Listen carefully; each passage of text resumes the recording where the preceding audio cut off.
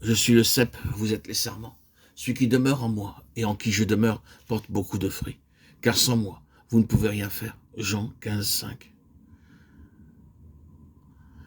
À l'école, lorsque j'étais un petit garçon, je devais demander la permission à l'instituteur pour la moindre petite chose, même pour me moucher.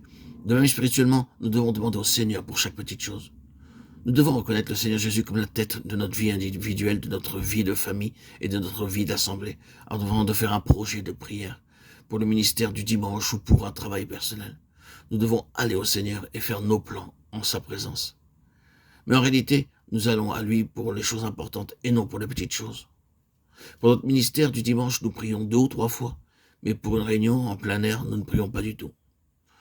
J'ai entendu plusieurs dire pourquoi prions-nous pour une rencontre en plein air. Mais pour parler à la réunion du dimanche, ils pensent que nous avons besoin de prier souvent. C'est ainsi que les hommes traitent légèrement les choses de Dieu. Pour toute chose, nous devons aller à lui et le consulter, que ce soit pour la vie individuelle, pour la vie de famille, la vie de l'église, que ce soit pour un petit ou pour un grand ministère. Alors, nous sentirons la nouvelle vie couler en nous, dans notre famille et dans l'assemblée. Lazare assis à table est le type de la puissance de résurrection, valable pour nous. En effet, si nous sommes devenus une même plante avec lui, par la conformité à sa mort, nous le serons aussi, par la conformité à sa résurrection. Romains 6, 5.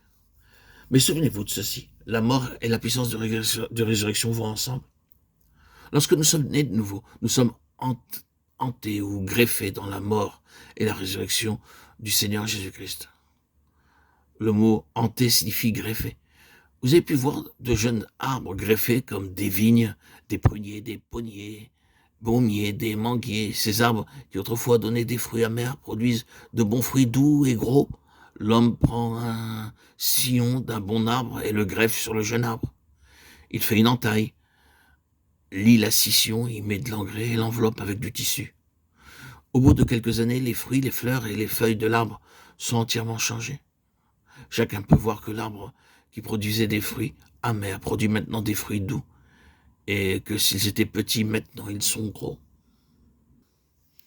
Paul utilise les mêmes mots pour la greffe en notre Seigneur Jésus. Non seulement le Seigneur Jésus a pardonné nos péchés, mais spirituellement nous sommes baptisés en sa mort, son ensevelissement et sa résurrection.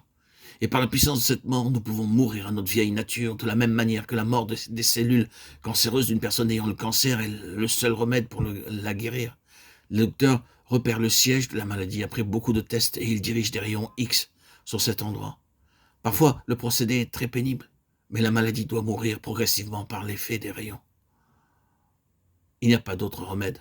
De la même manière, nous avons apporté en nous par la foi la puissance de la mort de Christ et mourir chaque jour à notre vieille nature pécheresse.